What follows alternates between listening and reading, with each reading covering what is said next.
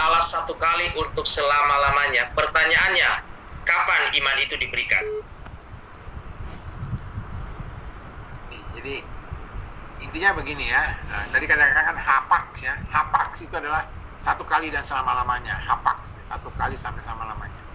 Nah, kalau pertanyaan kapan iman itu diberikan kepada kita? Nah, saudara-saudara, yang dimaksud iman itu apa? Tadi perhatikan prosesnya. Pertama dipanggil dulu. Dipanggil, dipilih, ditentukan. Yang kedua mendapatkan kasih Tuhan, diselamatkan. Baru yang ketiga diberikan iman. Nah, ada orang bertanya begini kan, kapan saya dipanggil, Pak? Sudah disampaikan berkali-kali. Kita sendiri tidak tahu kapan saya dipanggil dan dipilihnya. Apakah saya termasuk yang dipanggil dan dipilih? Saya tidak tahu sampai Tuhan menyatakannya. Contohnya adalah Paulus. Paulus nggak tahu dia dipanggil atau dipilih. Nggak tahu dia sampai pada dalam perjalanan dia. Dalam perjalanan dia ke mana? Jalan dia ke mana? Damsyik. Ke Damsyik, Damaskus ya, ke Syria sana ya, ke Damaskus, Damsyik.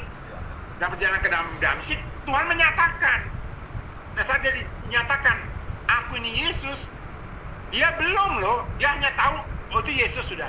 Tapi dia belum tahu bagaimana dia diproses dipanggilnya. Sampai beberapa saat kemudian, ada dia menyadari dia termasuk dipanggil. Maka dia tuliskan di dalam Galatia, aku yang telah dipilih dari kandungan ibuku, semenjak kandungan ibuku, dan dipanggil oleh kasih karunia-Nya.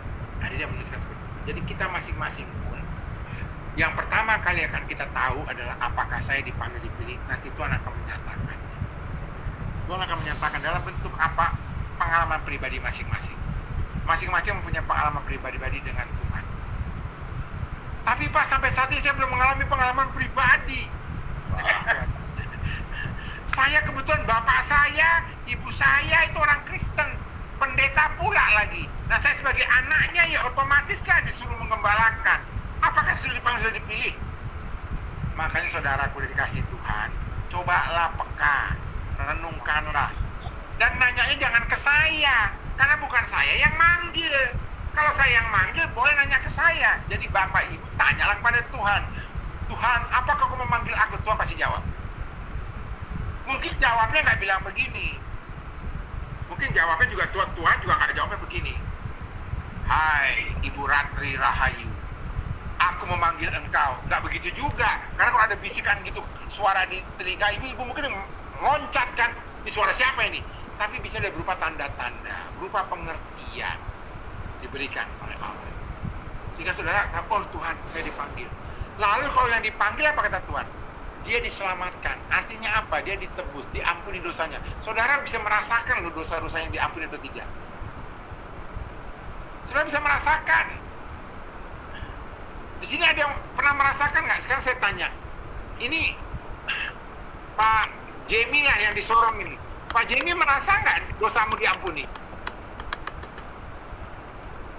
Merasa nggak bahwa kau ini dulu orang berdosa, sekarang jadi pendeta ini diampuni dosanya? Nonton kerasa nggak sih? Orang yang diampuni itu kerasa dosa yang diampuni, ya. Nah itu prosesnya begitu. Jadi dipanggilnya bagaimana? Ya, contohnya di sini bapak-bapak sudah jadi pendeta, hamba Tuhan sudah tahu lah. Artinya bapak-bapak dan ibu sudah dipanggil lah, sudah dipanggil menjadi hamba Tuhan lah, sudah dipanggil, sudah tahu lah. Ya mungkin dulunya nggak mau jadi gembala, tapi sekarang jadi mau gembala, sudah pasti mau dipanggil lah. Nggak mungkin nggak dipanggil lah. Ya dipanggil ya, sudah dipanggil. Masih ada tantangan? Ya jelas lah, mana ada hamba Tuhan nggak punya tantangan. Dipanggil, buktinya apa? Mau menjalani hidup, ya, hidup sebagai gembala. Yang kedua, apakah diselamatkan? Kita semua kita semua masih ingat gak firman tadi, ya, 1 Petrus 1 ayat 5. Coba Pak Dodo dibacakan 1 Petrus 1 ayat 5 yang sudah kita bahas tadi. Coba supaya kita paham mengenai keselamatan sebelum bicara soal iman nih. 1 Petrus 1 ayat 5.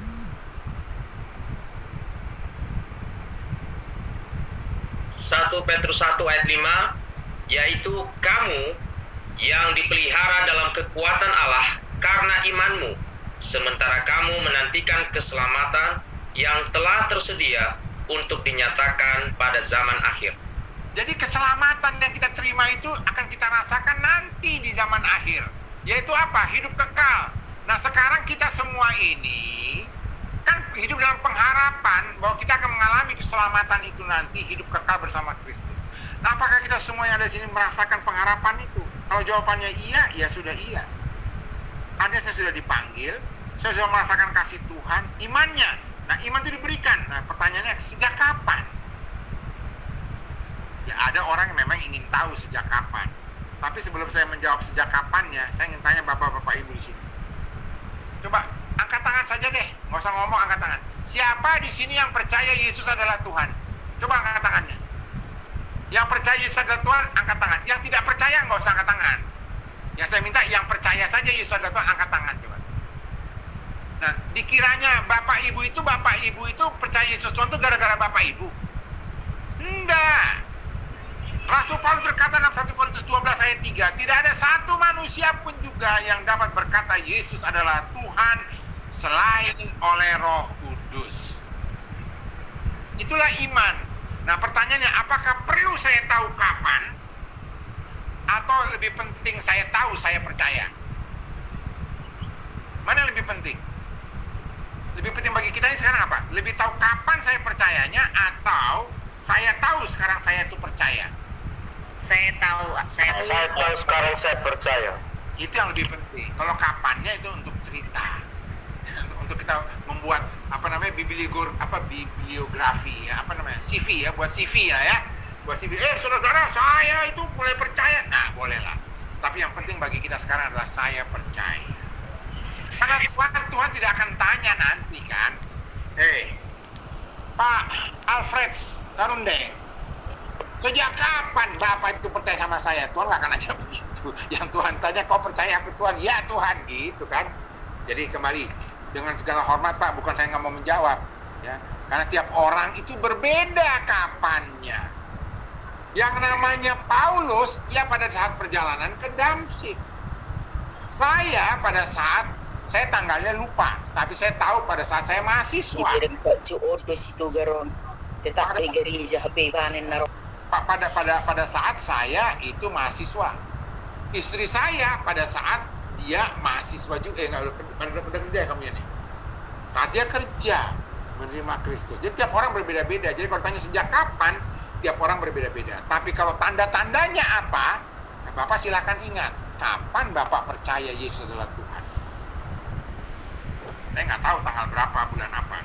Tiap orang berbeda-beda. Tapi kalau Bapak ingin tahu kapan Bapak itu percaya pada Tuhan, sejak Bapak berkata Yesus adalah Tuhan.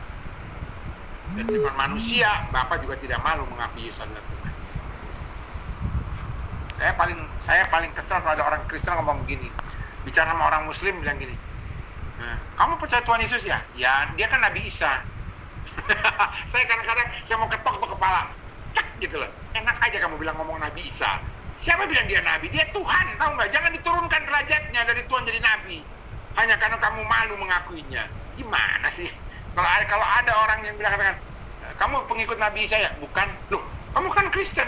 Iya Kristen. Berarti pengikut Nabi Isa? Bukan, saya pengikut Tuhan Yesus. Gitu loh.